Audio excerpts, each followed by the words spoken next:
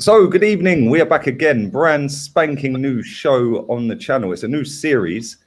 Tonight is the America edition. And this is a show that I have had.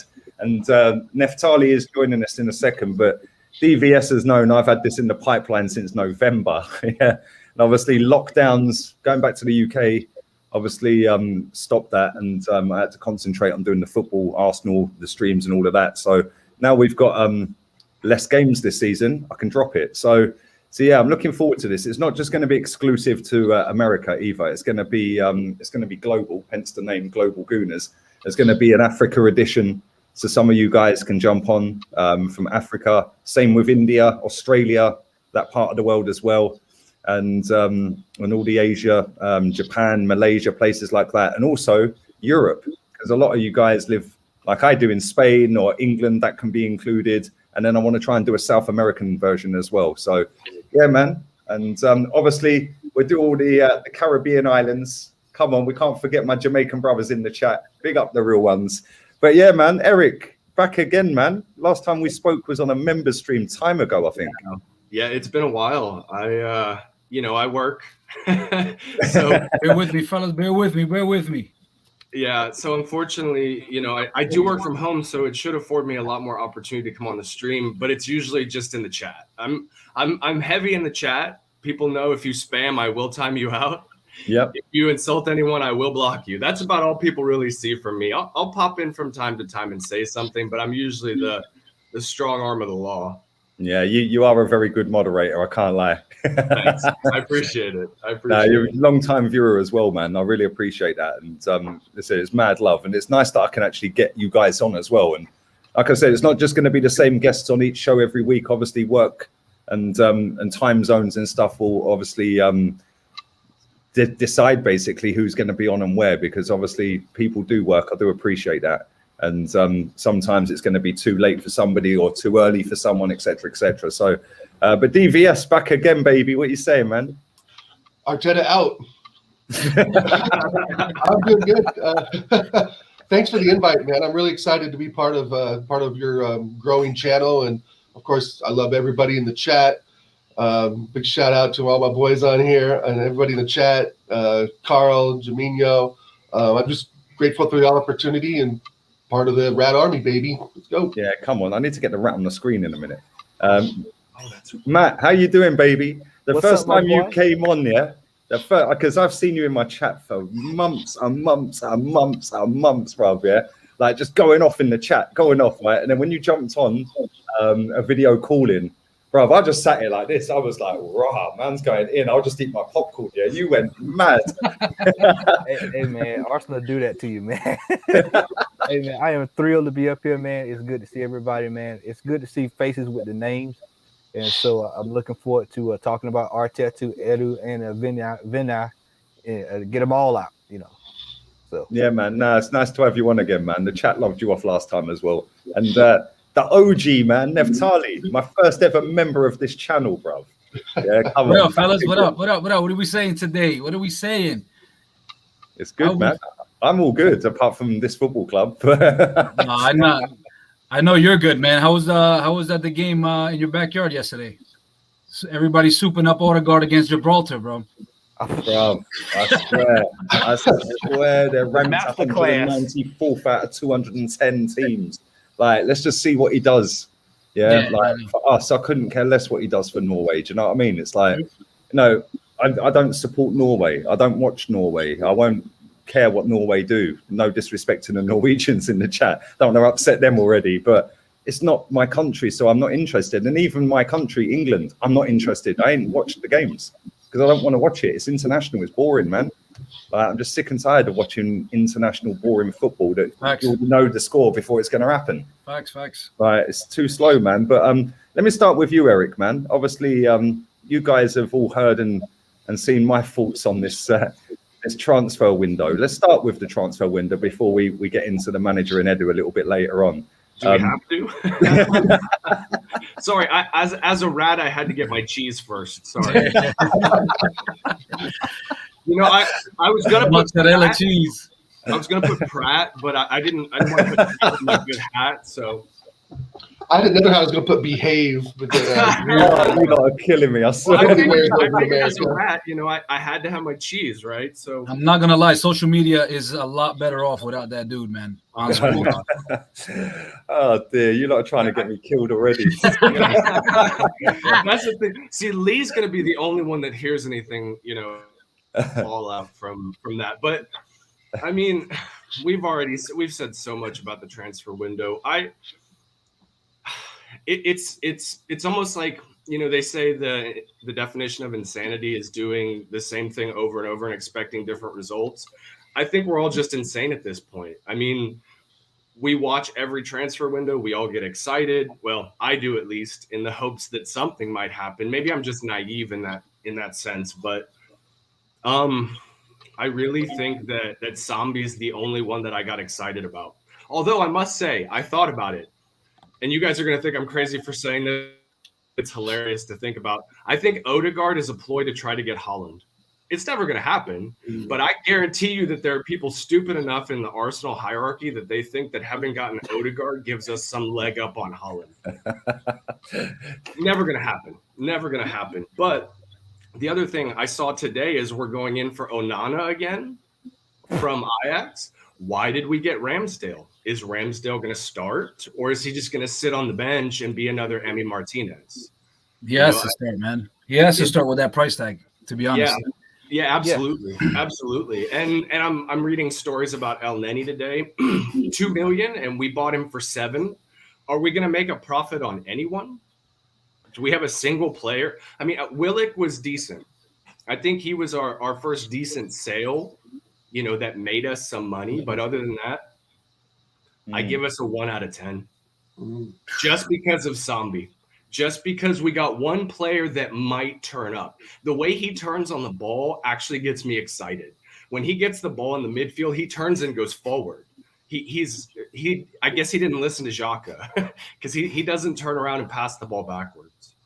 No, I agree. I think the one player out of all of the signings we've made is Lokonga. I think he looks a real good find. And it's kind of ironic because apparently it was Thierry Henry that recommended him rather than us scouting the player. So yeah, maybe just get Henry to recommend players from now on because he looks a good player. And it's kind of mad because you just said about Onana and El Neni. Like Onana was so cheap. I don't know why we just didn't buy him anyway. Because I think Leno will leave next summer. I think he will be gone, and then Ramsdale will probably be number 1. But we should have just gone and got Onana. As for El Neni, he's got less than a year left on his contract, and we're rejecting 2 million. I mean, that's just backwards. But then I've seen today that apparently we have got an early bring back clause for Miguel Aziz, who we've loaned to Portsmouth. So that tells me that they do want to get rid of El Neni, which is why they put that little clause in for Portsmouth. Yeah, just in case we get the right money for El Neni. Yeah. Do you see what I'm saying? It's like, oh yeah, then we'll just bring him back, which for me is just baffling. Like it genuinely is. Like, Doesn't the window end today though for Turkey? Yeah, I'm not sure what time. Maybe somebody in the chat could tell me. But what are we gonna pick in? Trying to get an extra 500,000 off of this deal? I don't see anything more than that.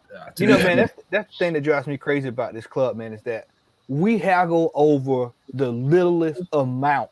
It could be $2.50, and they will figure out a way to haggle over it, man. You just sell a guy for $2 million, 2.5, and be done with it, man. Move on. We've got people realize we've got all these players that are running down contracts. We got like 4 or 5 players that's gonna be running down contracts in the next year or so. You know, and then to your point about Onana, they could have got him. They could have kept Matt Ryan. We could have did all kind of different pieces of business. We have monkeys in red suits running this club. And I'm telling you, man, it's absolutely ridiculous that when you see the kind of transfer business that we do, we wait to the last minute. We're not proactive. This is the most reactive club I've ever seen in my entire life. You know, you look at teams will overpay. Yeah. We're overpaying for players that should be playing over at Sheffield United. And let's just be real. You know, everybody's like, well, Odegaard would be good in a team if he had leaders around him. But the problem is we don't have those kind of leaders. Like we don't have old school Arsenal leaders in this team, and we hadn't had it in a long time.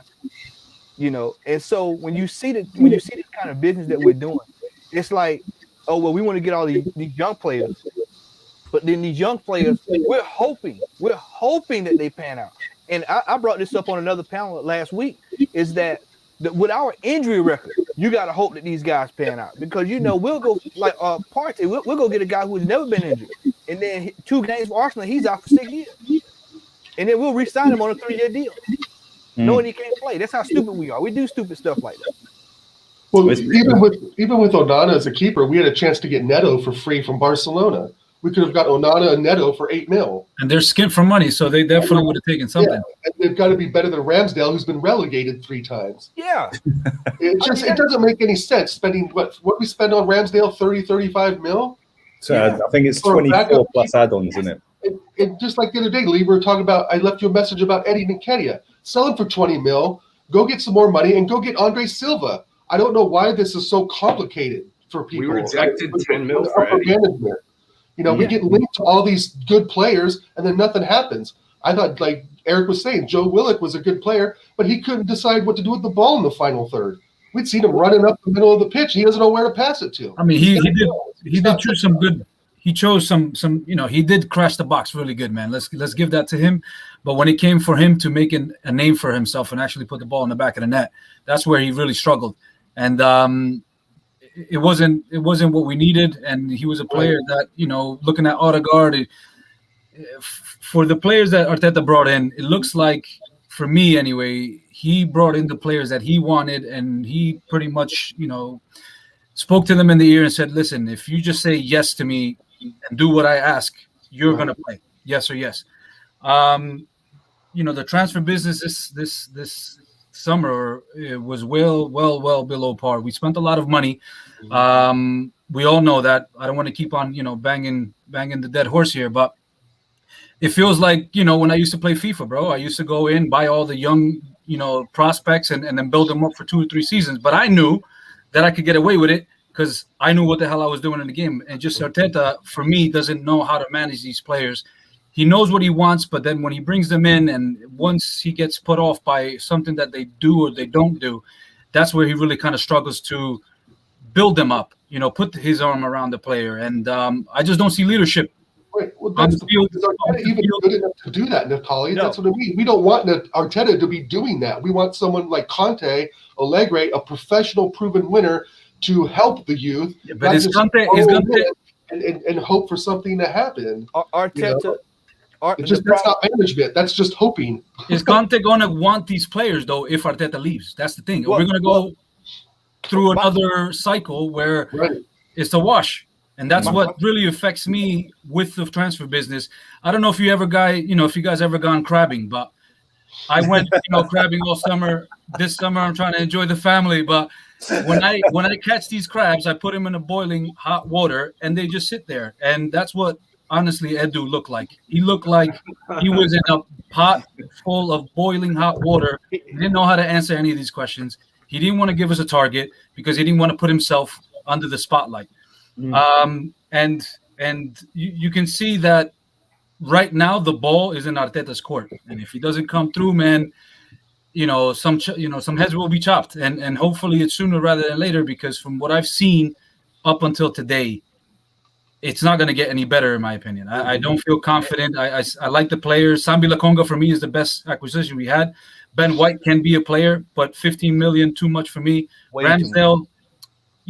I've said pressure make diamonds. I think Ramsdale, being a young goalkeeper, he has a lot more mouth on him. He has a lot more. He's a lot more vocal than Leno. Leno looks for me like he's given up. He's protecting himself and his own value, and he doesn't want to make any mistakes. So he's just playing it safe. And if he gets bombarded and he can't make a save, he's going to say that his defense is shit. But I look at Ramsdale and I think that Norwich is a perfect game for him to go ahead and make that name for himself. We're probably going to pay an extra, few million off the bat because he's going to be taking Leno's spot soon. So in reality, we've paid way too much for Ramsdale, but I'd rather put Ramsdale in the firing line now because I've seen enough from Leno. Just like I've seen enough from Xhaka, looking at Guendouzi, what he's doing in France, it's upsetting. So that's how I'm feeling right now, bro. Edu looked like Mike Tyson in a spelling bee in that interview. Like a complete fool. Like an absolute fool. And I watched that interview. I watched that interview 2 or 3 times, man. And for him to just talk like we're stupid, absolutely drove me insane. Dude, we sit here and watch y'all. Y'all got these guys. Y'all said, everybody who's an old school Arsenal fan remembers this. They used to always say, "Judge me in May." That's what we used to hear all the time. Judge me in May. We heard that for years, decades. Judge me in May. Then it went to trust the process. Now let's wait on the process.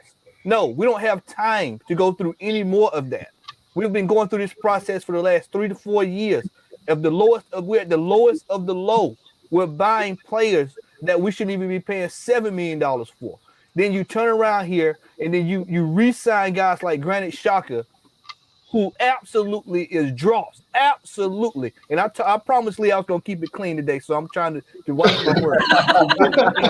Absolute trash.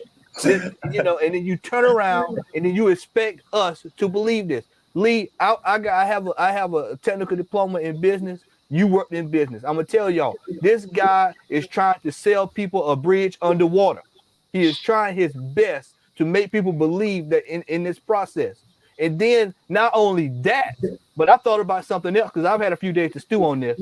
The Cronkies are actually smart because they actually say, you know what? We're going to shift the blame on the Edu, who's then in turn going to shift the blame on to Arteta. So everybody forget about us, and we'll let these clowns deal with it. But I'm holding everybody's foot to the fire because this is Arsenal Football Club. I put this jersey on for a specific reason today. A real badge, a real jersey, a real team. We have completely lost the plot. Do people understand? We're sitting at the bottom of the table 3 games into the season. Right. People are saying, well, what are we gonna do this weekend? It's either gonna go one or 2 ways. It's either gonna go really well, and then you'll get the Arteta and support committee to come out, and then they'll say, well, we need to trust this man, we need to back the manager, or we're gonna lose this game if week after week we're gonna be proven correct that this is not the man for the job. It's that simple. He was the guy that would come out and put the balls on the pitch over at Manchester City before Pep and the guys got out there. That was the guy. Make sure the shoes were shined up. Make sure that the benches were clean. Make sure everybody had a chair. Make sure everybody had ice in the Gatorade in the Gatorade pot to make sure everybody was good. This guy is not the man for the job. Now, can he go somewhere else and prove me wrong? Absolutely. But he doesn't need to be. This does not need to be his training ground. We don't have time for training. Right. We need a manager who is actually going to come in and actually grab these guys by the snuff and put them to work. A lot of what we see with some of these players that are not developing is down to the manager because the manager doesn't know how to work with people. Look at Guendouzi. How is it that Guendouzi and Saliba go over to Marseille, which, if you notice, everybody that leaves us actually is going to a team that's competing in Europe, by the way. They turn around. They perform over there, and then they're in team of the weeks, and then we look like we're over here struggling. We look like we're behind the fight. We got the same players that we're sitting out on loan. Joe Willock goes out on loan, scores 6 goals. Been in the team for a whole year. That's down to coaching, y'all. That's down to management. This guy has no clue of what he's doing. And then we've got players, Lee, that we've signed that were kicking it up, like Kieran Tierney was kicking it up, and then they're going backwards. The players are regressing. That's a sign of bad management. I mean, that's the thing, man. I was going to say, you said we're in a rebuild for 3 or 4 years. I've been an Arsenal fan since about 98, 99. I've seen a rebuild for the last 10 years. I mean, I've put a list on Twitter of players we've just let go, like Nasri and Fabregas. I know Fabregas kind of going back home. But, I mean, even like the Robin Van Persie deal to United, I know there was talk about that, but it's just letting these top players go. How much did we pay Robin Van Persie when he was injured for 110 games? Dude, we pay these players a massive amount of money. They underperform, and then we sell them at a discount. That's the model. That's the business model right now. And you know, and like he said, you know, we go all the way back to Wenger because I've been supporting Arsenal since '96, and I remember, man, when it was a period there like between, I'd say that season when Eduardo got hurt, in about 3 or 4 window season there, where I was just like, why is Wenger not buying the striker? Right. And then, you know, we floundered away opportunities then. And then I think I was listening to Lee a couple of other days ago, and he was talking about all of the years that we should have been adding on, and we didn't. And I remember that one year, the one year that stuck with me under Wenger was the year we didn't sign an outfield player. And I was just like, dude, that was the year we should have won the championship. You know, and then now for years we've complained about, okay, well, we need defenders. Well, we get defenders. We get 10 of them now. We got 10 defenders. We got too many defenders. Too many defenders, and now we need midfielders. And then we can't even get. We're a good midfielder, too short of actually competing. I you know, for I would say a top 5 or top 6. Lokonga is going to come short too, though, don't you think, Naftali? I mean, we're a striker short. We're a midfielder short. We can say that, right? But we still have Lacazette in the books. We couldn't get rid of him. I'm going to give this transfer window a 3. Okay, there were some things that I liked. I like the number 3 just because I'm the third in my family, right? It's a little whack joke there, but in all honesty, it's a 3 only because we did some right things, which was to get rid of the players that we didn't want, but they were all loans. So I can like something, but then I have something to kind of, you know, offset that. So at the end of the day, it wasn't good enough. I wanted to see some loans with option to buy. We only put the option to buy on our best midfielder right now, which is Guendouzi. So, you know, we don't have an option or you know, a definite to buy for Bellerin. Why not? You know, he loves Betis supposedly. You know, is it something to do with his wages? At the end of the day, we should have had an option to buy for Guendouzi, and we could have denied it if we wanted him back. Xhaka should have been gone, whether it's 2 million short, 3 million short, 5 million short. You know, Arteta is banking it on him for him to be the leader on and off the pitch. And if you hear or if you heard Edu's comments about, you know, the players that they're counting on to be, you know, the light and shining armor for the rest of the youth is Aubameyang, Lacazette, which is going to be gone for free next year. Why would he want to take that pressure on and go ahead and be a daddy to all these young players? Xhaka, he just got a red card. Okay, he took the pressure off of himself by getting sent off because he knew that he wasn't keeping up with Manchester City. He knew that he was going to get manhandled if he kept on. You know, he kept himself on the field. We're talking about Aubameyang. You know, Aubameyang, he's our highest paid player, but let's be honest, he's not all there right now. He's gone through some family issues. He's gone through some health issues. I'm glad he's back, but you know what? He needs to score at least another hat trick this weekend. If we don't put 3 past Norwich and try to keep a clean sheet or just a convincing performance, man, you could already see where we're headed for the rest of the season. And where we are right now in 20th place, where we're bottom of the table, I thought I wasn't confident last year. We hit 50. Right. We're 20th now, bro. I haven't seen that ever. Yeah. Ever. I was just saying about the midfield, Naftali, with Lokonga here, Mackerel saying it's a good signing. I mean, he's basically our finally replacing of Vieira. We would still never replace Patrick Vieira. It's too much. But he was injured all the time. We tried too much to put a Vieira on Lokonga, but I kind of see that mold of player where he right. You saw Man City; they just go right up the mid. They just go right up the middle. Nobody there to push them off the ball, and that's been a problem with our club for many years now. We've had no real steel in the midfield, and people say, "Granted, Xhaka, that's not steel; that's incompetence." You need in a team like ours. You need a madman. You need a Gattuso. Right. You need somebody that can knock the hell out of somebody, right? And, you know, and make them think twice. We have a bunch of guys that sing in the choir that are playing on this team.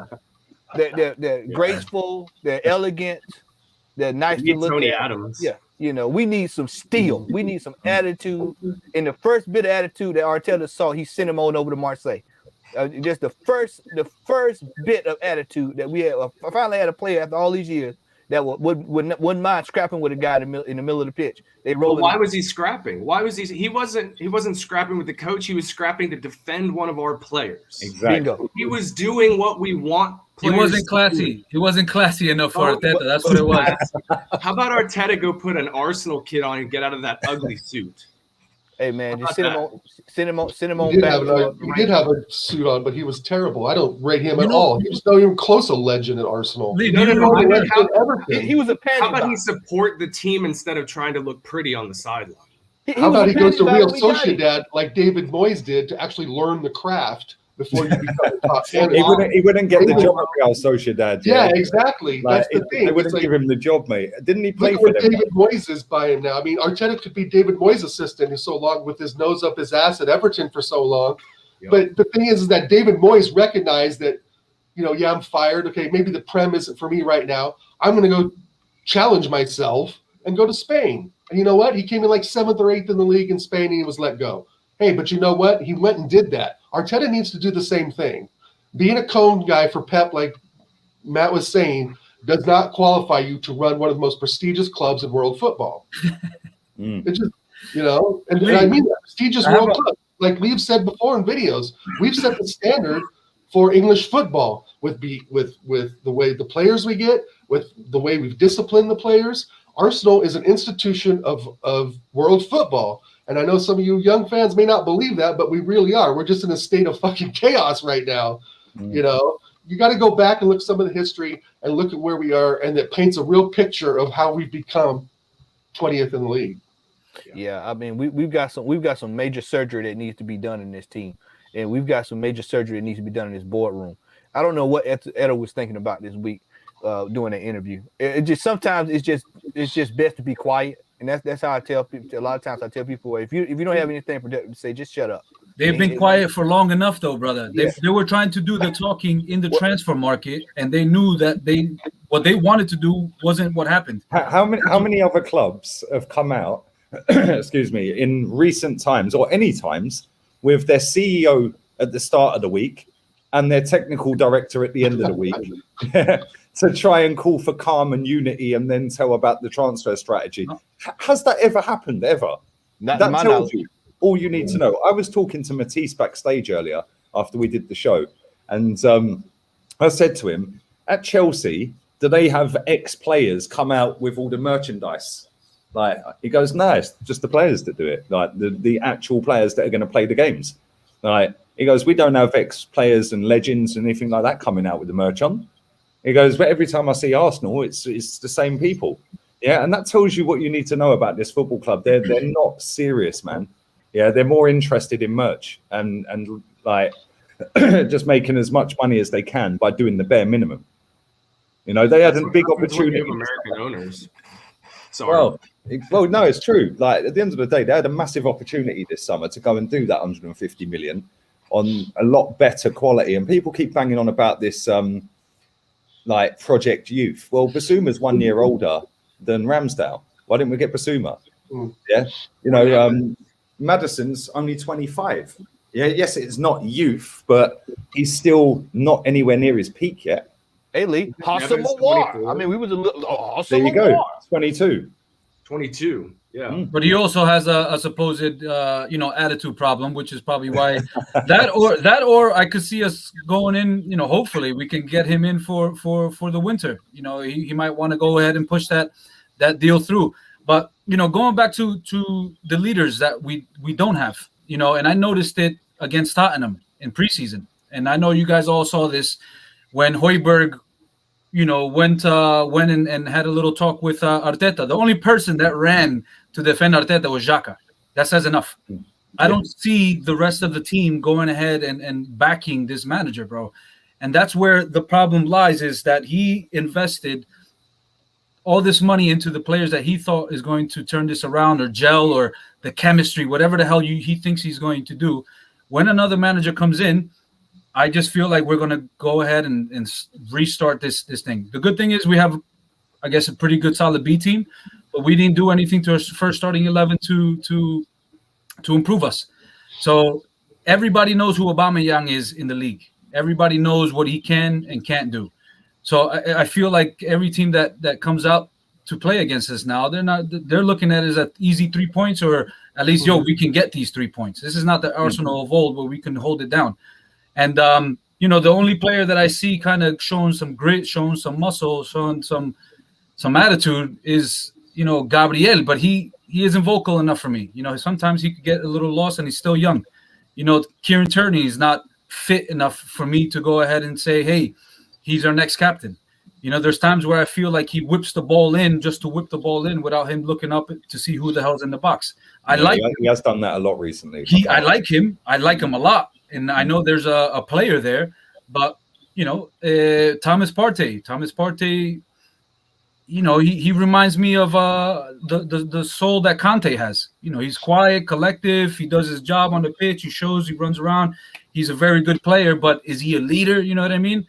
The only player that we have in there that can probably show me something is Tommy Yakuza, just because of the Japanese connection that he has there and his height. And, maybe we may get some sort of inspiration from him beating people up in the air. But, there's a big difference between the Italian league and the English Premier League. My problem is with the our new right back is that, again, we've brought a player out of just thin air when there's players like Karsdorp for Roma, Di Lorenzo for Napoli, proven Europe top, right backs. Max, and then we go for a guy from Bologna. Young English, fits the project youth. Tarek Lamptey, Premier League, does up and down that right wing. Yeah, again, young and English. I don't want to disparage the new Japanese guy. I'm sure he's a decent player. We got him for a reason. But it's very odd. The transfer policy's odd. Sammy Lokonga, great. Did anyone hear of him before that? Probably not, because he was where? In Belgium, right? And so we go get the Japanese guy, and we just don't know if it's a right fit. And so what if the Project Youth doesn't work? Do we just do Project Youth again? Is it just Project Youth over and over? The biggest problem is all these players. And market it to us is that if it doesn't work this season, then it's not Project Youth next season. Or is it? Is it going to be Project Youth for the next 3 or 4 seasons? With the age of the players that we have, it kind of looks that way, that we're going on this 3 or 4 year fucking adventure with these unknown players or unproven players that none of the top 12 teams in Europe want. Project fail. I heard Tommy Yakuza was shopped around. I don't know. Don't you have to do well? Don't you have to improve? Don't you have to have good? We call it a project, but a project usually has, goals and milestones. You try to do good things. You try to improve. We haven't purchased any good players. We've let our good youth players leave. How are we calling this project? Because we just bought a bunch of young people. I mean, that to me, again, it's just a PR process. This is a project since 2007, as far as I'm concerned. Yeah, we haven't competed since, I would say, 2015, which was the year that Leicester won the title, because we were the only team to beat Leicester both games that season, and we came in second because Arsene Wenger fell apart in January every season, every single season. We fell apart in January because he overplayed players. That's in the past. However, if we're supposed to be part of some new project, this Project Youth, I would expect to see players like Conte, young players who come into a system and fit a role, not players that are just here. That's what most of these players feel like. They're just here. We don't have a pathway for them to fit into a position, to fit into a role, to make sure that we're getting better. We don't have the experienced players in each role teaching these kids to be better. We have Granit Xhaka teaching a midfield how to suck for 10 years. I mean, come on. That's all Granit Xhaka is going to do. We were pitting our entire defensive hope on David Luiz being a good senior player to teach these players to be better. I mean, come on. We had two of the most red-carded players in the history of the Premier League, in Xhaka and David Luiz. And we were telling everyone they were our leaders who were going to teach our kids to be the future. Honestly, I think my favorite analogy is Edu is like Ronald McDonald. He's pedaled out in front of the while McDonald's is poisoning your burger.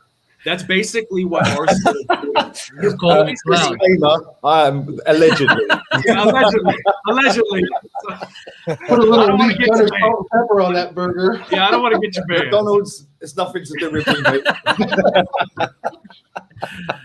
I should have made up a company, but yeah, you know what I mean.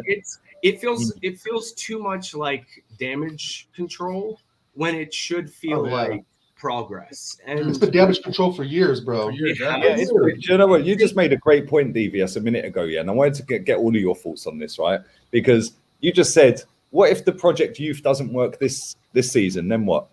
Do we Project Youth again next summer? Yeah. Or do we go, actually, that didn't really work and we finished 17th, just stayed in the league? Yeah. Or 12th or 10th, whatever it may be. And then we go buy 200 million of new players. That was the interview. That was what he was saying in the interview.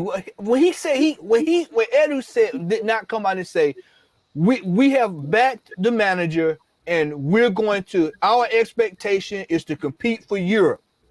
No matter what the books say, we're competing for Europe. The fact that he could not get that out tells me the expectation is to just float around. Let the chips fall where they may.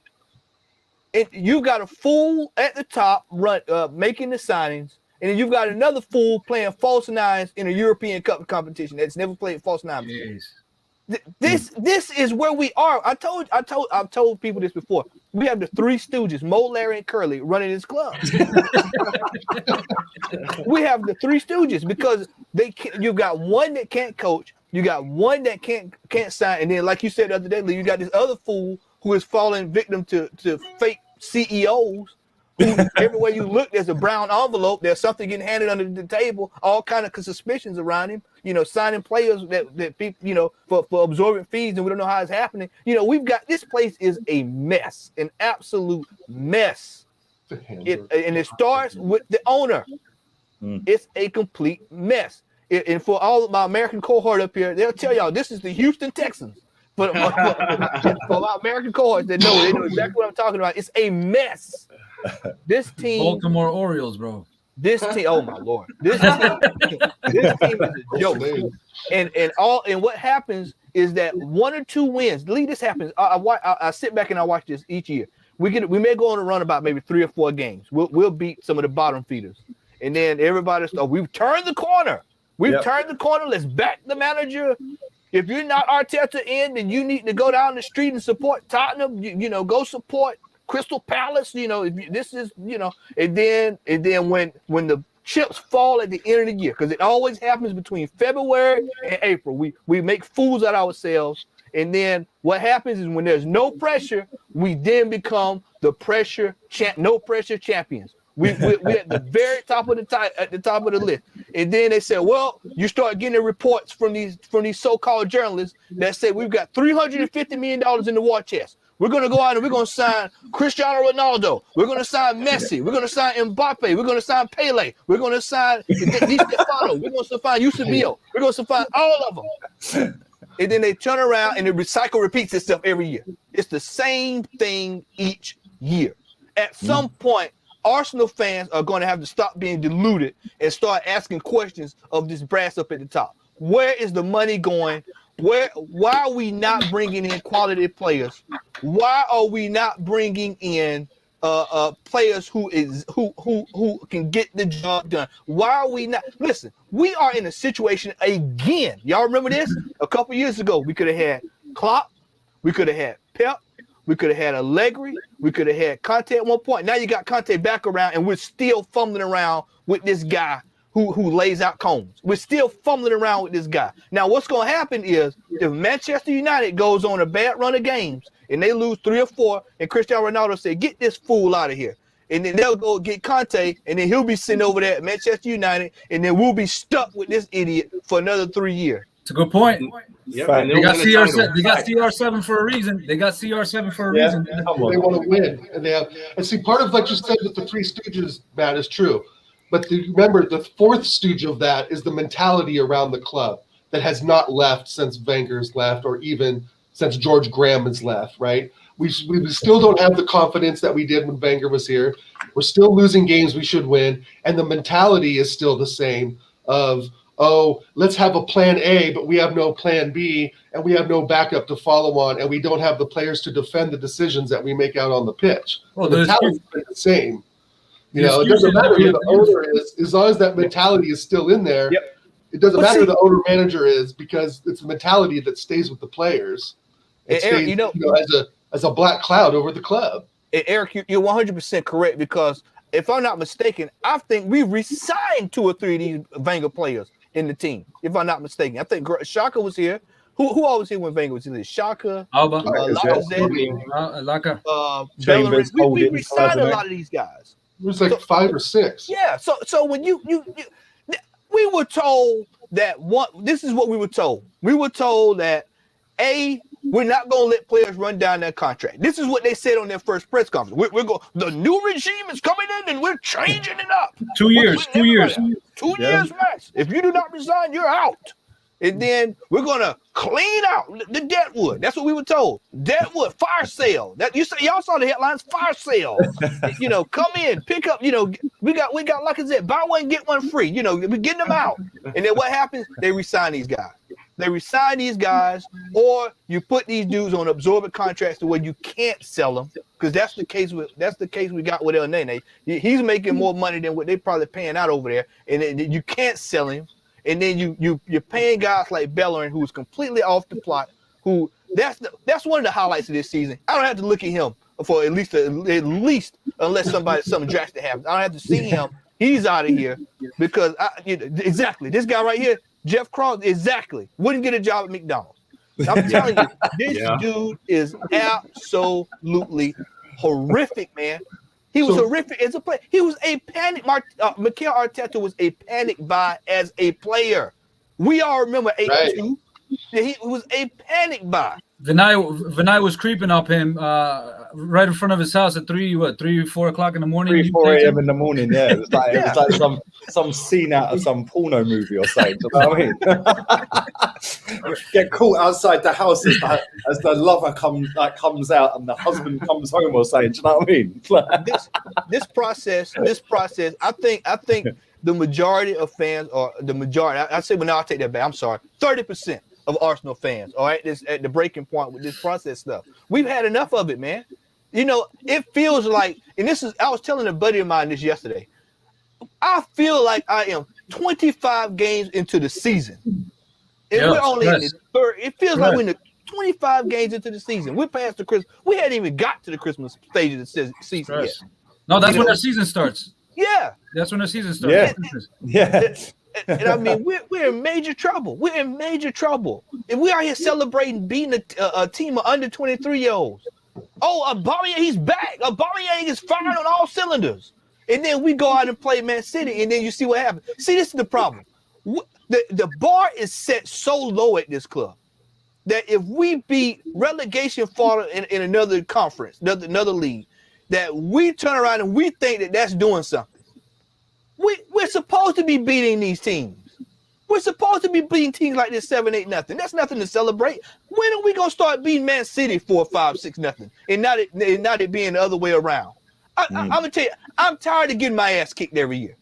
I mean, you see the numbers last week. People are starting to walk with their feet now. People are tired of taking this ass whooping. It's just like when you're just a child, your dad says, "Son, I'm gonna get you," and if he get a switch, and he just takes you out behind the shed and just tears you up. That's what happens to us every time. I'm dreading the game against Tottenham because what's his name? Tottenham looking good. I'm going against Norwich. What happens if we tie this weekend? What if we draw this? What happens if we don't score, bro? It's 0-0. Right. Lee's going on. Exactly. No fucking. No.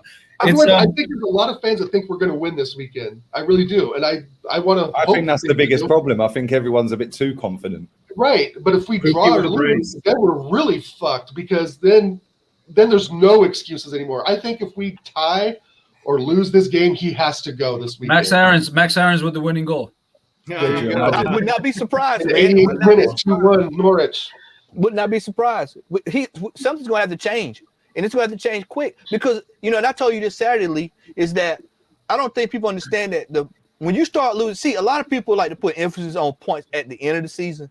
This is when you're supposed to be getting your points. Now you're supposed to be really doing what you need to get done so that you're in the thick of things and you know what you need to do.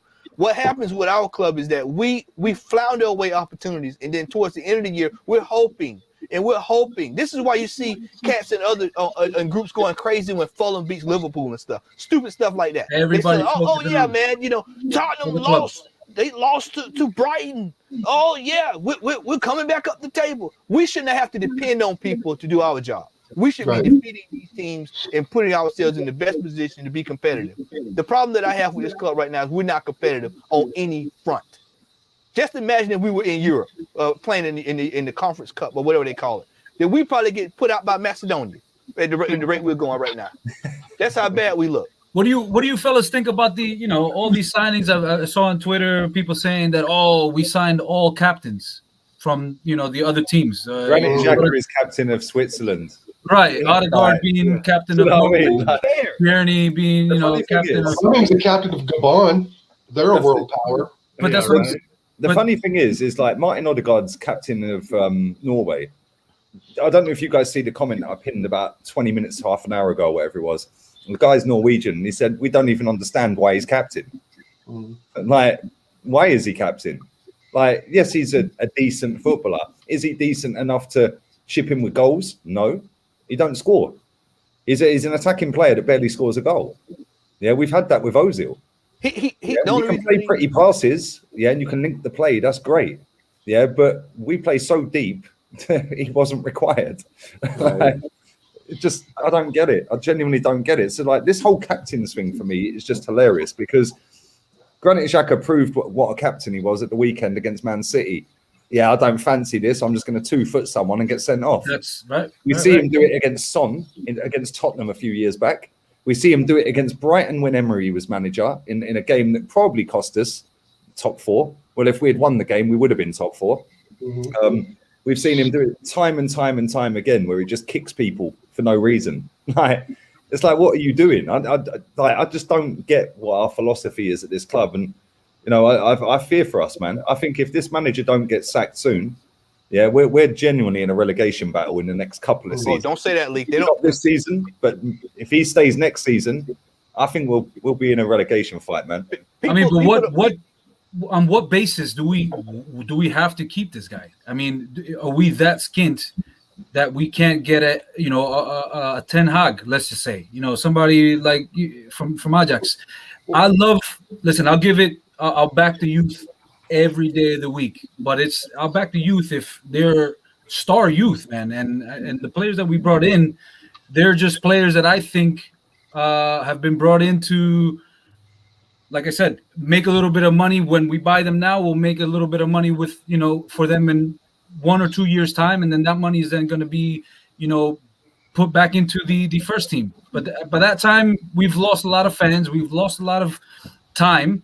And Arsenal, is losing its prestige. We've been losing the prestige, and I'm tired of it, man. I'm tired of, hearing the Chelsea fans, Man U fans, all of a sudden they're feeling bad for us, bro. It's embarrassing, bro. It's got to that point where people are now. Actually, they've gone past the stage of banter. It's now actually we feel really sorry for you lot now because this has gone on so long.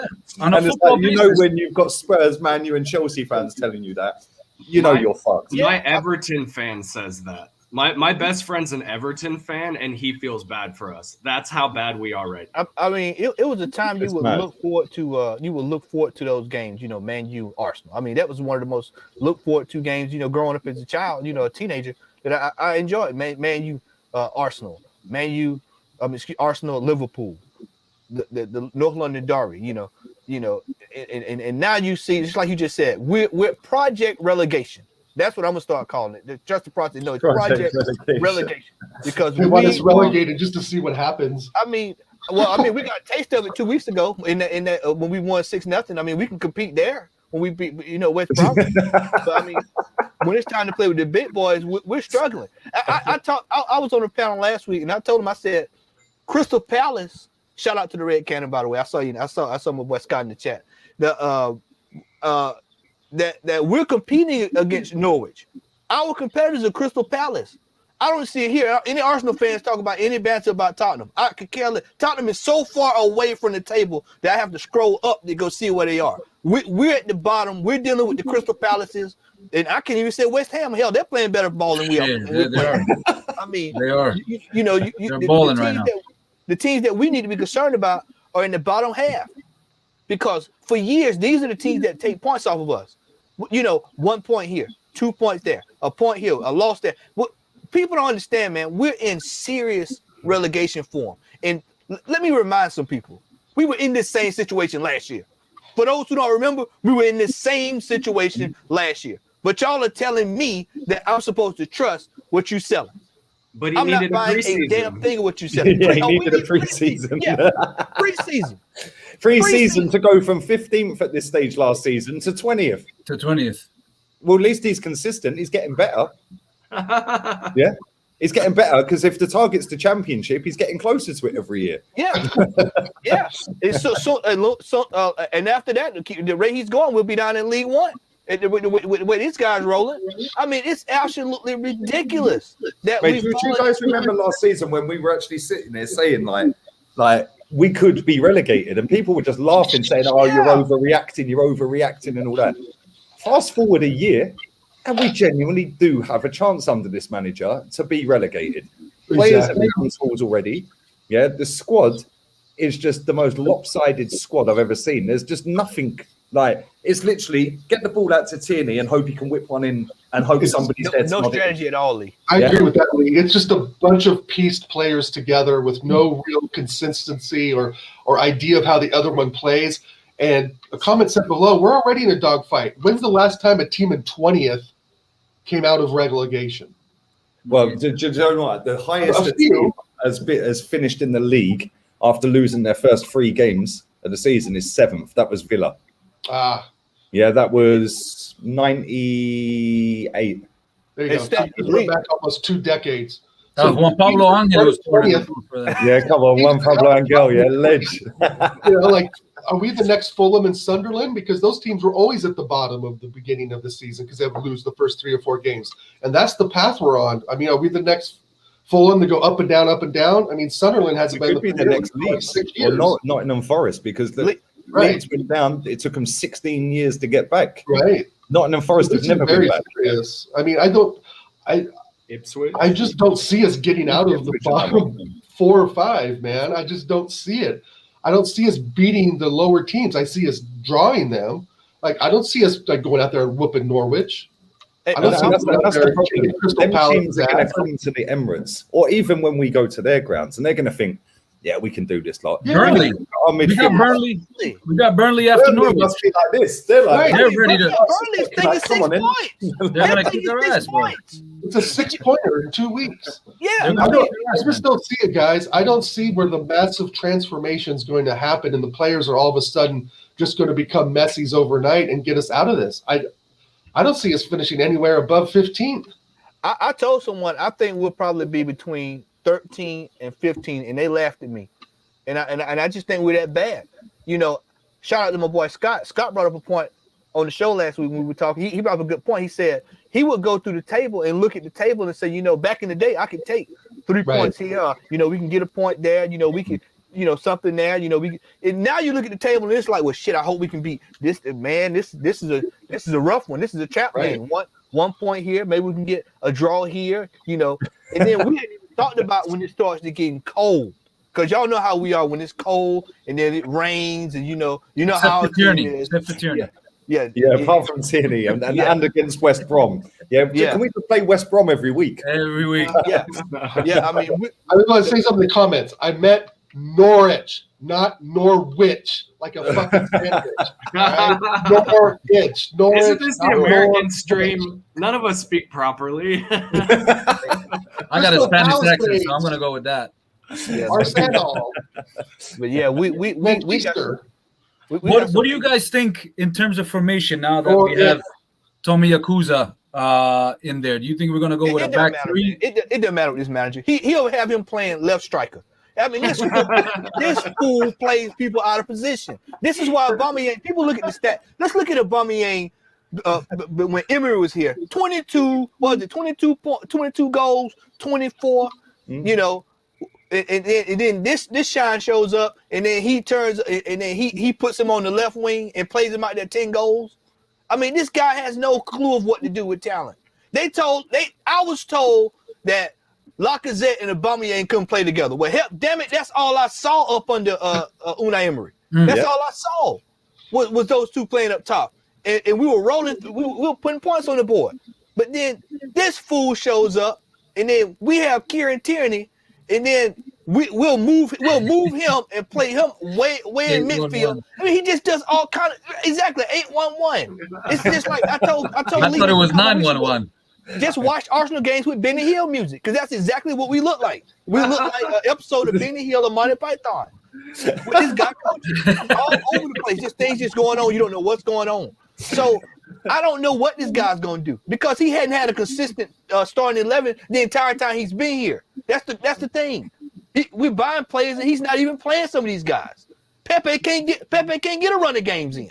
He'll get maybe 1 or 2, and then he'll take him out, and then he'll move somebody else in, and then we'll wonder, why is this guy not playing? And then, he'll say, well, I'll take the responsibility for it, or some kind of stupid line that he comes up with, that makes people feel good about, I'm the manager, I made the decision, it's the failure is on me, not the player. He does all this stupid stuff. It's week in and week out. This shit just doesn't change. It doesn't change with this guy. So it doesn't matter what formation we have. As long as it's at this stage of the game, it's just, can we get a winning formation? Just anything that can get a win. But that's the thing. He doesn't have his winning formation. He doesn't have a starting 11, which is why I'm asking. Against Norwich in the past, we go there with an attacking lineup. Now we got to look at balancing, right? We're at a point where this guy needs to balance it. So he brought in a right back that can play left back, that can play center left back. He just played for Japan, left center back. Are we going to put this tall ass dude in the middle, put Ben White on the right back, and Gabriel in a back three? Are we going to start using Ainsley Niles on the right wing? Tierney, is he going to be playing this weekend? We got Tavares that obviously knows how to attack, but does he know how to defend? You know what I mean? In my opinion, I think a back three right now is going to help us stabilize it. And unless Arteta starts finding that balance, and unless he starts using a consistent starting 11, we're not going to get out of this, brother. Because if he keeps on tinkering, and if he keeps on putting ESR at left wing, when we put the number 10 on his back, the only person that can do it all was Bergkamp. You know what I mean? With the number 10 on his back, you put him up front, you put him left wing, right wing, anywhere, he will show that he's a number 10. But at the moment, we have Odegaard. Everybody's praising this guy against Gibraltar. You know what I mean? And it's not fair. That's the levels nowadays, but man. It's not fair to him. It's not fair to him, and people need to just wake the hell up, man. Like, this kid is not going to save. He's not a saving grace. This kid is not a saving grace, and we're going to go ahead and if we play, like what I was trying to say before, is in the past we play attacking football. We play 4-3-3 and just nonstop press. But against Norwich, I feel that they have Pookie, they have people that can do damage to us, like a Cantwell. You know what I mean? And I think a 3 in the back is really what's going to help us now. That's why I think we're going to draw this weekend. I agree with you. I think we're going to draw. I'm seeing 1-1 wrote all over this game, because and it's going to be. See, this is how Arsenal start out games. We start out like a house on fire. The first 5 minutes of the game, we're on fire, and after about 5 minutes, when the guys look around, they go, "Oh shit, we got to figure out how to compete." And then by that time, there's a goal. And then next thing you know, heads drop, rinse and repeat, Lee's popping popcorn. I'm getting ready to come on the live stream, and we get ready to fire it up again. It's the same thing week after week. Matt, we can't do the basic things, though. We can't pass the ball. Our keeper has 2 left feet. He can't pass a simple pass out of the back. He can't fucking catch COVID either. Yeah, I mean, how often do we watch a team like Brentford press us and we can't pass out of the back and they steal the ball I mean, simple things. You watch Liverpool, right? Liverpool loses the ball and they jump on the player that stole the ball and get it back immediately. And they fight to push forward. We lose the ball and we regress and we move back and we try to sit in and get the ball back. That's not how you play football anymore. That's park the bus of old Jose Mourinho boring football. New football, you have to push and you have to push hard, and you have to have players that can go up the wings. Tierney, I love Tierney. Don't get me wrong. I bought a third kit with Tierney's name on it, but he's not really a defender. He plays on the left, but he's much more of a left wing back. We need someone on the left who either is going to stay behind him and defend when he's in the box where he normally is and where arguably he is best, and the same thing on the right. I don't know if that's going to be Gabriel. I don't know if that's going to be Ben White. I don't even know who this new player is. I've never even seen him before, never even heard his name. I've watched the Japanese team play, I think the last World Cup or the one before, never heard his name whatsoever. I mean, I always come back to the idea of ambition, right? The teams that win are the teams that show ambition. Even if you go out and you get a player and he flops, right? Like people say Pepe is a flop. I don't agree, but let's say that Pepe was a flop, right? At least we went out and spent the money and got a player that was supposed to do something, that had done something that other teams wanted. Now, name one player in the transfer window that we got that any other team wanted, that we were fighting any single team for, because it's not there. We weren't out. I mean, every window, Liverpool and United and City are linked with Haaland and Mbappe, and we're linked with Jan Villa. I think he's still on the medical. Rumor has it he's still on the medical table. Him and Carrasco are getting chips in London, right? That's a good point, Eric. That's a very, very good point. All that was good points. I'm so frustrated with it, you know? It's the caliber of player we're looking at, too. I think they're, you know, I've talked with other groups like the Real Ones, an Instagram group with like Omar and Birdie and them. Go shout out to the Real Ones. And of course, Neff. The thing is that we're buying subpar talent and hoping it comes good, because the mentality is that we still have the Thierry Henry mentality. We'll pluck a diamond out of the rough and we'll make him one of the best Prem players ever. That mentality seeps through Arsenal. It seeps through the ownership, thinking that that's going to happen every season, that there's these young players out there that we'll get, and they're going to be Thierry Henrys, you know, for the next 10 years or so. And that's just absolutely not happening. And the caliber of player we're going after is good, but not great. And we need to go back to great. What I don't want to see happen. We're getting good players, but like you said, they don't have the mentality of the bigger clubs to be great players. Yeah. But when they go off to bigger clubs, funny how they become great players. So it's instinctively an Arsenal problem that hasn't left the Wenger regime since. And GBS, the only big players we get are panic buys on deadline day. Well, anytime you see that's our modus operandi. If we you got see Partey like 11th hour, you know, and he's really the only player in the last couple of seasons that even had a pedigree attached to his name. Well, Lee and Chick were watching the airplane coming down at Heathrow when he was landed. So. Well, that's the thing. You just nailed it, yeah. But even no one was in for Thomas Partey. Right. Yeah. And I'm not having a dig at Partey. I actually think he's a really good player. Yeah, and I think it's another one that we've potentially ruined already because he was never injured. We rushed him in because we were desperate and didn't get him up. No, Arteta pushed him back in. Push him. But even nobody was in for Thomas Partey.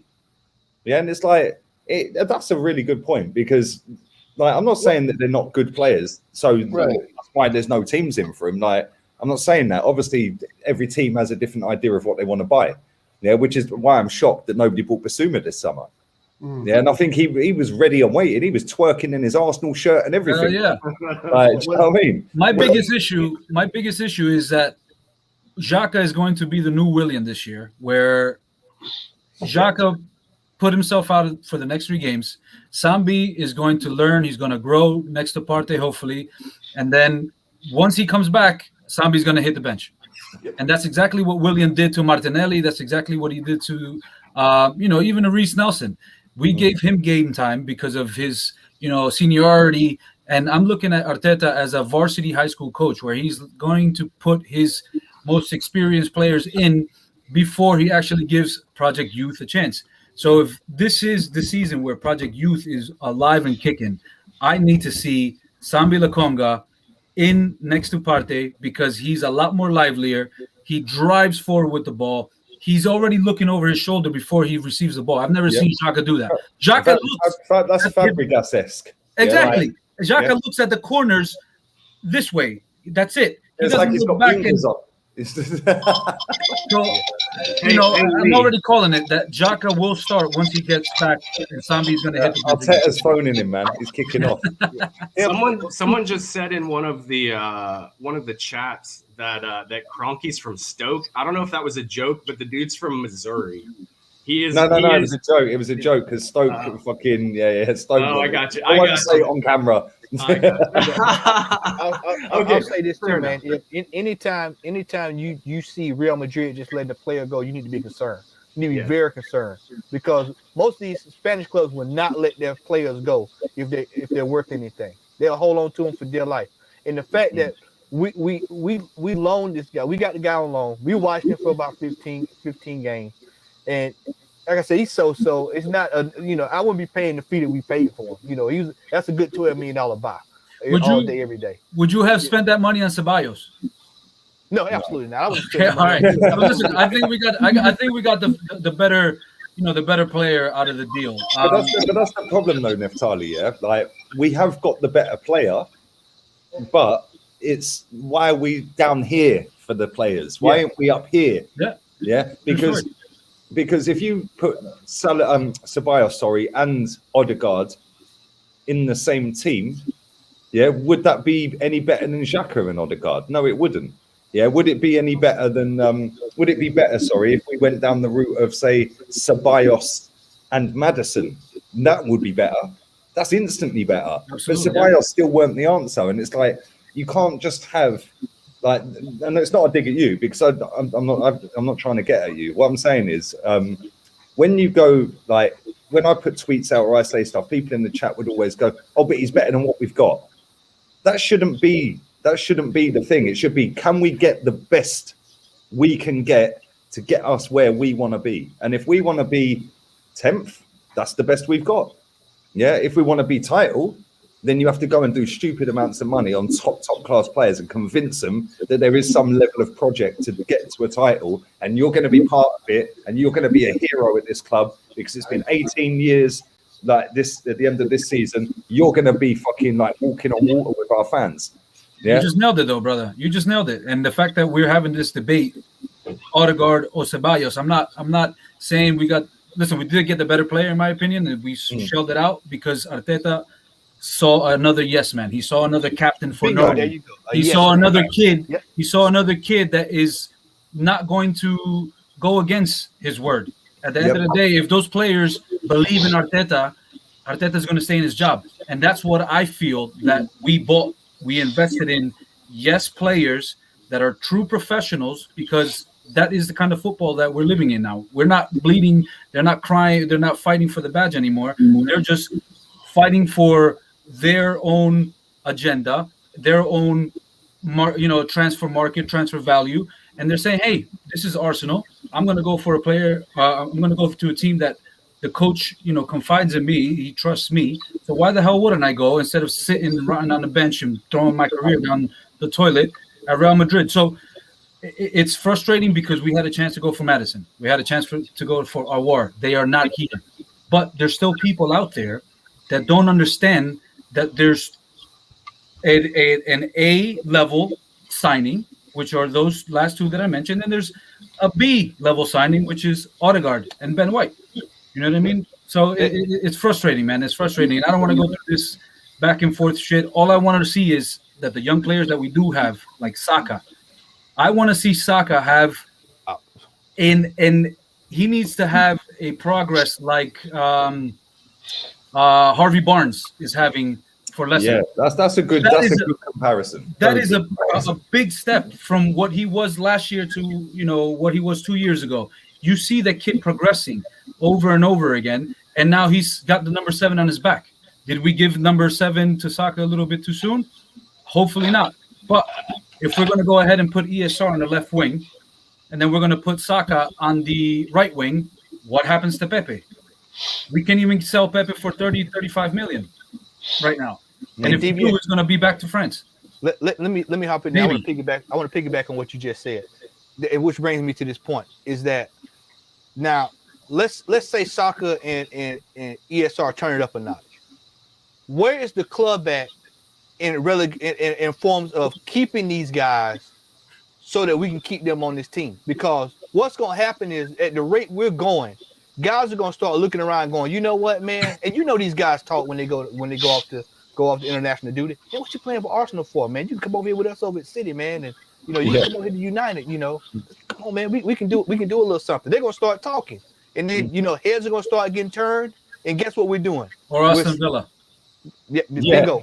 They'll come in with a $40 million bid, or they'll circle back with a $60 million bid. And then, do you actually trust this regime to actually say we're going to actually hold on to a player worth a damn? And that's a great point, right? Because if we have a bid for Saka for £90 million, there's no way we're rejecting it. Yeah, ain't happening. That's see ya. Yeah, if we had a 70 million or a 60, I'm not saying they're going to be worth this much money. I'm just using it as an example before anyone clips it. Yeah, but if Smith Rowe, if we get a bid for Smith Rowe next summer for £65 million, there's no way we ain't taking that. We're taking because this club are going, but that's all the transfer money sorted out for this summer. Didn't we bring Smith Rowe in because we had to, not because we wanted to? Yeah. Right? Yeah, but we didn't have another 10. He was sitting on the bench for years because he was still learning, right, with Wenger and all that. He was also injured. I think a lot of people on the panel could say that the kid had something for us to be excited about. The injuries did hamper him a little bit. But the fact of the collie is that last season we brought him in because we had no one else. Yeah, William was injured, Martinelli was injured, so it was a case of just chuck him in, I think. And then they gave him the number 10, which I was just shocked about. But I mean, do we really see an upside on those players? I mean, so who's our second number 10? Value? Who's our number 10? Who's our second number 10 if we're putting ESR on the left wing? Because that's what it looks like. But that's the issue, because we're gonna we've given him the big number 10, which is either gonna make him or break him. It's as simple as that. It's gonna make him or break him. That's too much pressure for him, bro. That's too much pressure on all those young kids.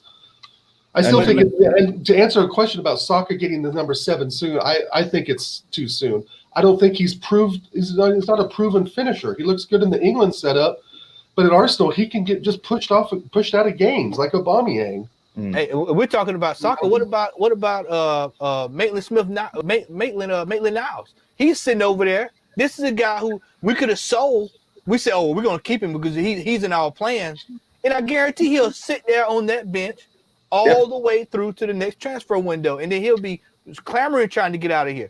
The guy has no clue what he's doing, man. The man is out of his depth. And sometimes when you take it, there's been times in our lives where we took a job that was bigger than what we thought it was, and you say, you know what, maybe I shouldn't have taken this but you'll never quit. You're just ready to get sacked. That's exactly what is happening. Just wait for them to fire your ass. Yeah. Fake it till you make it. Fellas, if we're not careful, we're going to end up, because we're still paying. I don't think people realize we're still paying Emery from when he left. We're going to mess around here be paying two managers that we had to fire another one, and we'll be paying this chap while he's out coaching Hearts or whoever he's going to be coaching. But the only way I can get confident that they let Unai Emery go just because he didn't command the English language. I firmly believe that. I think Edu, and they always wanted Arteta, and they couldn't just bring Arteta in straight after Wenger. Because he was there 22 years. Now he's a rookie. Yeah, it's like that's too big a drop. Yeah, so I feel like they wanted him. They've openly admitted that they wanted Arteta, so they thought, okay, we'll go and get Emery. I still think if Emery had got us in the Champions League by winning the Europa League or just getting top 4, I still think they would have sacked him.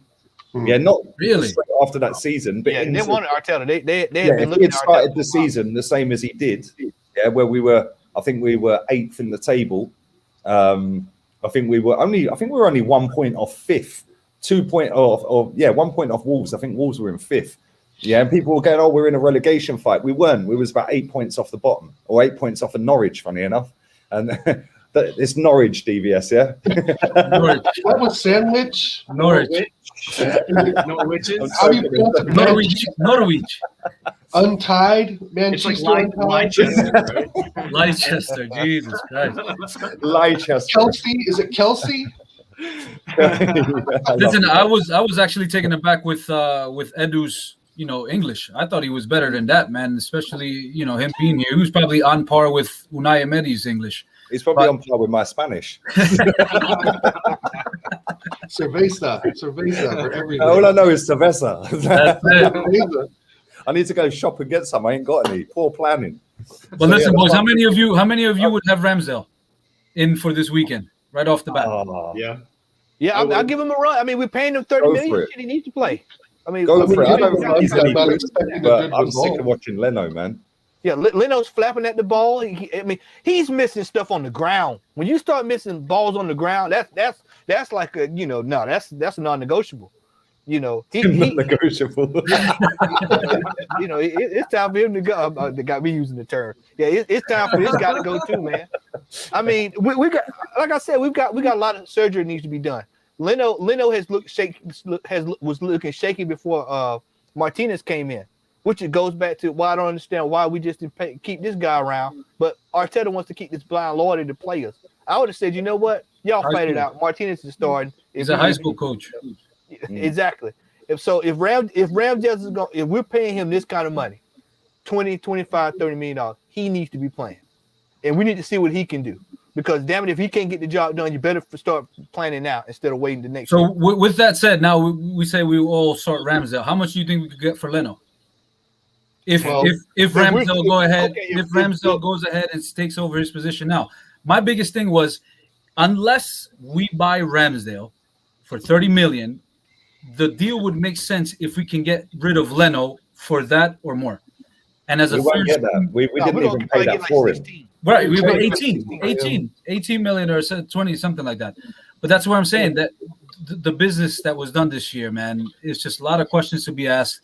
William, supposedly did us a favor, but I'm pretty sure he got handed something, without anybody knowing. Come on, he ain't leaving out of there with no money in his pocket. Edu definitely got something. He probably got 3 new jet skis, Yamahas, all freaking top of the notch. He got the brown envelope when I was on the beach. They were racing each other. He got the brown envelope. We know what he got. The brown envelope. Hey Lee, there's a good question in the chat from Liemer. He says, have you ever asked why the board always wanted Arteta? I think that's a really good question. I think it's perfect PR. It is bring in someone who wasn't actually good enough so you can tell them what to do, and so they'll continue to be your puppet. Yep, and it's cheap. It was a cheap move, man. It's cheap. Right. It's extremely cheap. Because let's just be frank. No football player of any now that's coming from like Real Madrid, any other team, even Ajax, these guys are gonna come in. Serial winners are gonna come in and take this guy serious. No, this is why he clashes with Aubameyang and Lacazette so much. Right. People forget Lacazette was playing for Lyon. Lyon was competitive. He was in Champions League. Yep. Yeah. Aubameyang was So competing. was Aubameyang. Yeah, was competing in Yeah. Champions League. And then I'm supposed to take directions from this clown, this guy who laid out cones. And that's the same with Ozil as well. He bowls in, and this is why I never wanted him, because I knew he was an arrogant type of guy, and he's going into a dressing room with Mesut Ozil, Aubameyang, Lacazette, Granit Xhaka, players that are big personalities at the football club. You're instantly, he's clashed with Ozil. I can't wait for that documentary. I might actually change my mind on the fella if he outs him. Do you know what I mean? But I just think like Aubameyang and Lacazette, they just can't be asked. They're just looking at him thinking, you're fucking washed, bruv. Like literally, you ain't got a clue what you're doing. And they're going through the motions, and they are trying. I still believe they are trying, but they don't look and come across like they're trying. They don't feel it here, brother. They don't feel it here, and that's the biggest problem for us. Yeah, they haven't got the heart for it under that manager. And the thing is, Like they could go and cry to Edu, but then Edu's just going to say, "Well, fuck off, we're backing him." Yeah, he could go up higher and go to Vinay. Yeah, and they'll go, "Sorry, we're backing him." He could then go to Josh and he'll go, "We're backing him, mate." Bro, they are not CR7 level at the end of the day. I'm pretty sure CR7 starts crying. If they start crying, you know, it's going to be all hell breaking loose. You know, supposedly he shattered the records for the amount of shirt sales that CR7 had. He just killed it. So we don't have somebody like that. We had somebody like that in Ozo, but you know that was another PR merchant, and you know for his own agenda. We don't have somebody right now that is going to make us money for the next 2-3 years, unless it's Saka, and he needs to kill it this year. This is why I'm worried for us, because we're pinning everything on the youth without a manager that has a clue. If we had a manager that had some pedigree, had some experience, you know what? Okay, I'd be a little bit more on board. But at the moment, man, it's dark days ahead, brother. Dark days I ahead. don't know of any manager that can't get Aubameyang, Lacazette, and Pepe in a front three to score goals. 40 goals between Laka and Aubameyang. I want to say that. It's just like you got three of the top attacking players. Well, 2 or 3 seasons ago. You know, You're telling me that Aubameyang can't do what Vardy does, or we can't play exactly. We don't play to Aubameyang their strength. The problem with DVS is we don't play to our players' strengths. Right. So whatever our players' strength is, we play opposite of it. We don't even play to the strengths. We play to a system that Arteta believes is and right. The system is 8-1-1. Well, 9-1-1. And the funny thing about it is like you go back to Emery, and I don't want to keep harping on about Emery because he was rightly sacked in the end, yeah. But Aubameyang won the Golden Boot or shared it, yeah, and Lacazette was our player of the season. True story. Like, but apparently you can't play them together. Yeah, Right. and then if you do, you got to play one on the left and one up top, which is cool. Yeah, but under Emery, Aubameyang played left, but didn't have to stay left. Right. Yeah, he could go into the box. Yeah, he ain't tracking back left wing back to slide tackle someone. Yeah, that was the defender's job, and the midfielder slotted in and filled that gap. Mm-hmm. Yeah, so then when you got the ball, you did a quick turnover of play. You had Alex Iwobi dragging forward and driving over halfway. Yeah, and linking the play. Yes, Iwobi weren't great overall for Arsenal, but that particular season, I thought he was really good. To the point where we got 40 million quid for him. And then nobody ever really remember his goal in Baku, which was an absolute banger. Banger. True story. But listen, lads, we're gonna have to wrap this up, man. 1,000 people still watching. It's been sick, man. Everyone in the chat has loved it off as well. There's been loads of people asking in the chat, when are you doing this edition? When are you doing this edition? Yeah. Right. I will be doing editions for everywhere, not just certain countries. It's going to be regions. So I'm going to do an Australia, New Zealand edition. I'm going to do an Asian edition. I want to do an Indian edition. So all of that region and area, all of the Singapore's and Japan's areas as well. Big up my African Gooners out there, baby. Yeah, come on, all the Africans. I'm going to do that as I'm not gonna separate that into East and West and all that. It's just going to be one. Yeah, because otherwise I'm just going to be doing a show every day, like all of these regions, really, innit? Some of these countries are huge, or continents are huge, and stuff. So, and then I want to do a South American edition, and I want to do a Caribbean edition as well. And do I have to live in South America to go on that one? Say again, Neftali. Do I have to be in South America to be on that show as well, or? Well, listen, you're Colombian as well, bro. You got a pass. You get both. Hey, Lee, you got a super chat there. I see somebody. Come on. A Celtic tattoo. USA versus Honduras tonight. Predictions. Lots of them, yeah. Lots of goals. You have a Celtic one? Oh, no. It's close. It's a Cadillac. Oh, there you go. Yeah, lots of goals, man. I think USA has slapped them. Yeah. USA's been they'll impressing me with back they're not big names. You know what I mean? The Harrison kid is really trying to take the team forward. I'm surprised Zedlin's still there. John Brooks is still there. The goalkeeper shit is better than Ramsdale, in my opinion, bro, right now for USA. They're a good watch. They're a good watch because it's completely different team than what we're used to in the past for USA. So I think it would be probably I would give it 3-1, 3-0. Yeah, man. As for Andrew's question as well, Canadians can come on this one. Yeah. Just don't fight with each other or anything stupid. Like, keep it civil. Like, I'm playing. Yeah, but Canadians will be allowed on this one as well. They're the nicest people in the world, Lee. They've got lovely teeth. I can't lie. The Canadians have got lovely teeth. They have the teeth are pearly white, man. I swear. It's just, I've never seen a Canadian with poor teeth. Like, maybe they can sort this out. Water and beer. Yeah. But listen, we're going to wrap this up. Thanks for coming on, lads. Appreciate it. And I wanted you guys to be the first ones on. Like, you're like literally so fucking loyal to my channel and have been for a long time, all of you. Yeah. So listen, thank you very much, man. And shout out your socials. Go one at a time. Go on, Eric. Shout your socials out, man. Just look up my name. On Twitter, it's ASiteCatIon, which is just type Eric Welch. Yeah, just type my name in the socials. I'm a scientist, so you're gonna see a lot of stuff that doesn't have anything to do with soccer. So I'll just apologize ahead of time for the nerd stuff, but you'll enjoy my socials, I promise. I rip on Arsenal just enough to where you'll know it's me. There you go. DVS, come on, baby. Bro, you can find me on Twitter, Twitch, TikTok, Instagram, OnlyFans. OnlyFans, only on Saturdays.